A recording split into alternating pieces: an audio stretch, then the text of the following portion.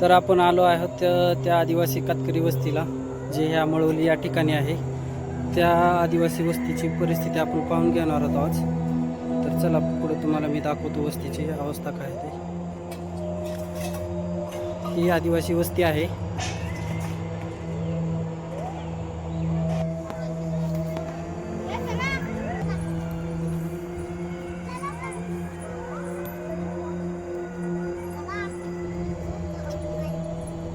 तरी आपला भारत देश सध्या 78वा स्वातंत्र्य दिन साजरा केला आहे. आपला भारत देश सध्या प्रगतीपथावर कार्य करत आहे.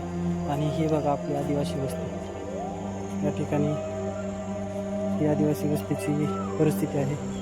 आणि या ठिकाणी पिढ्यानपिढ्या राहणारे लोक आदिवासी कातकरी समाजातील आहेत. आणि त्यांना सध्या राहण्यासाठी पक्कीसुद्धा घर नाही.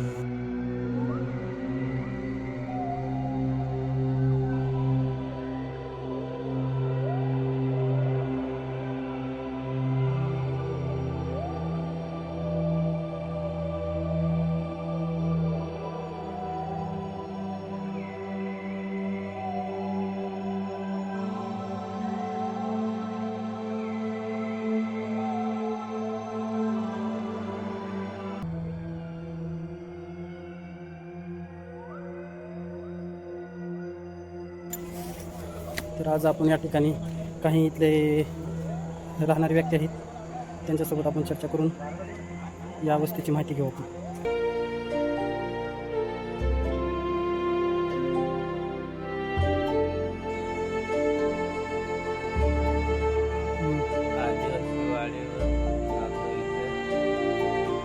गेले 4 पिढ्या झाल्या इथे.